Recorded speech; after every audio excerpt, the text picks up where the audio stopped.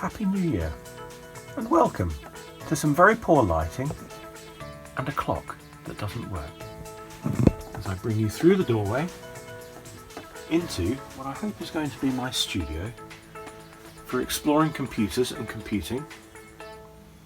Well, we can begin to see a little bit of it. I last did a video blog about a year and a half ago exploring some Commodores and seeing how far I could get with that, and I completed I think about 15 videos. My aim was to do 13, which I thought would be quite good. That's one a week for 3 months, and I thought that's enough for a series, just to try it out and see how I feel about it. And I quite enjoyed doing so. One limitation was I wasn't learning enough about the video editing software. I was a bit stuck on iMovie, which I'd like to move on from. So I stopped and I paused, and I had other things to do in the last year, and I want to come back to it. So here we are, into a space in the spare room that I've created for doing just that. Now, as I bring you in past this ceiling light, which is very close to my face, we can see what I've done. Let's put a selfie stick up high. I've created some timber racking behind this curtain. If I open this up, am I holding the camera still? Here we are behind the curtain. I've started to create a video editing suite with a 2-monitor setup and a Power Mac Pro and some software that I could only have dreamt of 20 years ago. So there's actually 2 boxes, if I can move that out of the way. We have, what's it called? Final Cut Pro and Logic Pro. Things I couldn't have dreamt of some time ago. There's the machine. We also have a spare machine, parts of another Macintosh there as well. And this, I hope, to learn some Adobe software and some Apple software and various other things as I try and make a video blog. Here is the beginnings of my video editing studio. And what I managed to do here is get a hold of equipment I couldn't have dreamt of 20 years ago. So I've got a video editing type keyboard. Let's move this rather wobbly iPhone stand from which I may do some video recording later on. Behind here and in the shadows there, perhaps I should put a light on this phone.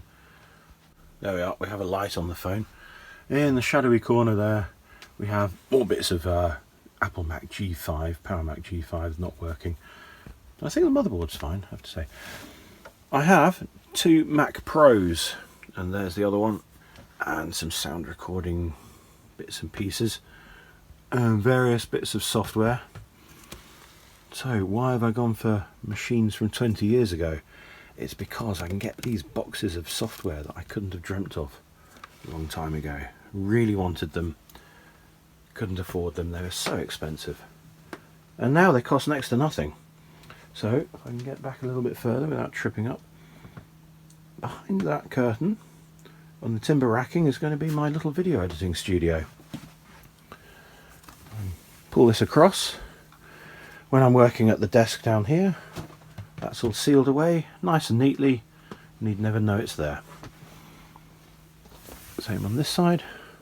Draw that across as best we can. And step away. Well, I can pin those curtains together. Seating there,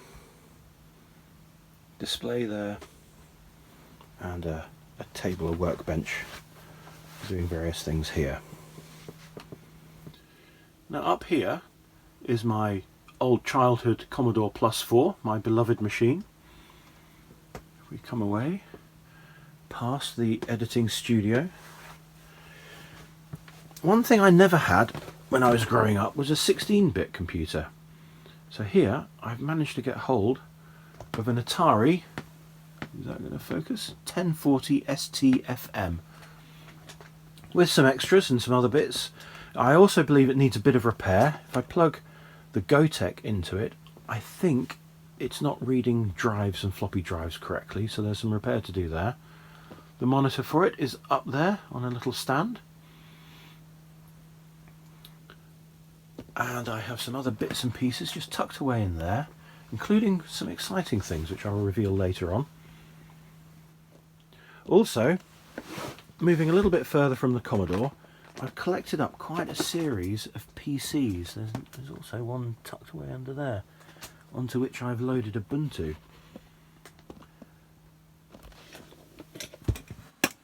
This one is a Fujitsu, just a typical PC of its time.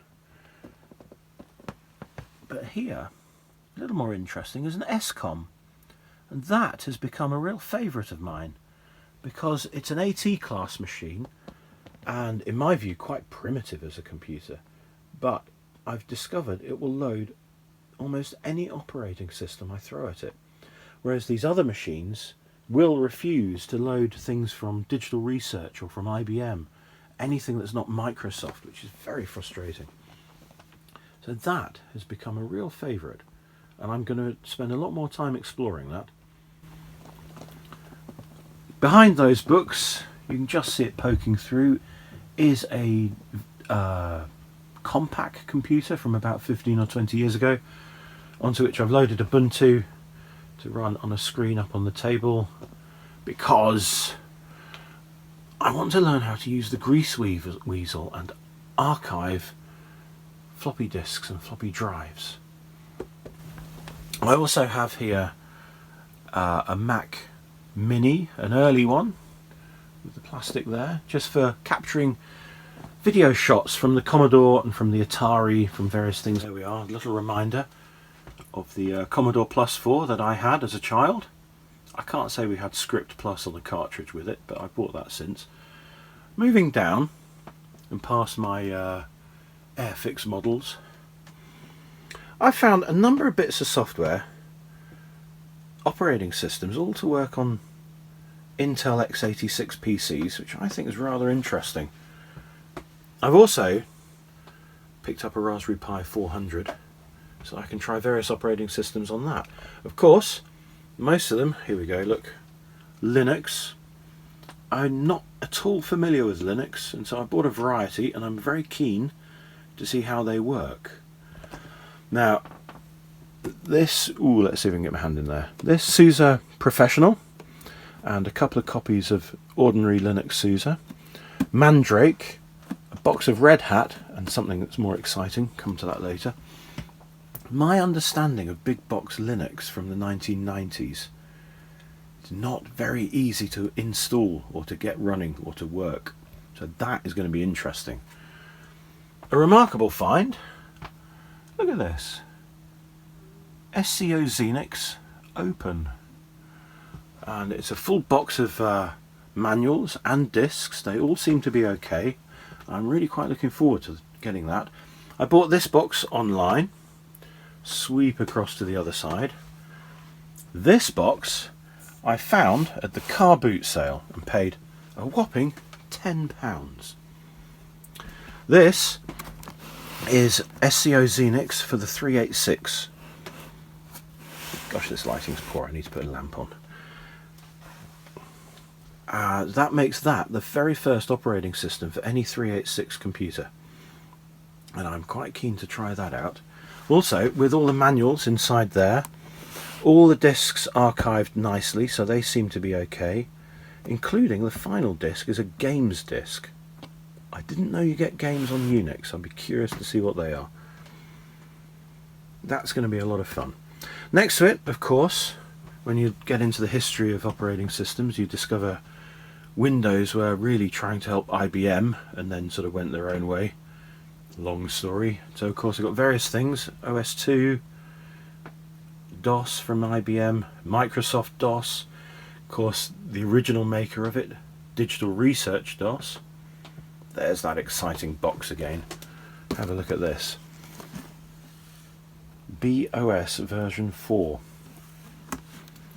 That relates less to Windows machines and more to Microsoft and more to Macintosh and Apple, as it was an Apple engineer who left to create that company alongside Steve Jobs leaving to create Next, and it was a competition between that and Next as to which was going to become the new Macintosh operating system. My understanding of this, I've tried to install this off camera. I've nearly got there. I've nearly got there. Not on a Macintosh, but on a Windows machine, as that will load onto x86 as well. So if we step back, try and get them all in, there's a good variety of things there. Only one of which is Microsoft. That's quite amusing. Within my area of timber racking, we have a shelf full of apricot bits and pieces, various Commodore bits and pieces, some monitors, and lots of broken stuff. Now these are Apple bits and pieces. We can see some more over here.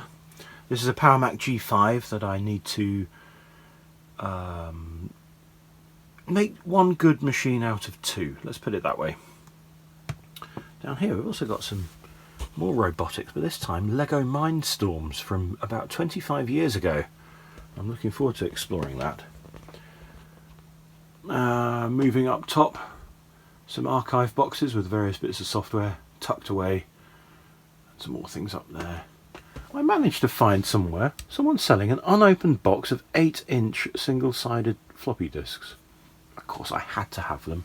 I have nothing to push an 8-inch floppy disk into, but you have to have it, especially when it's unopened. Just very quickly, I've filled up some boxes with Bluetooth keyboards, bits that aren't working, various bits of electronics, lots of boxes of things,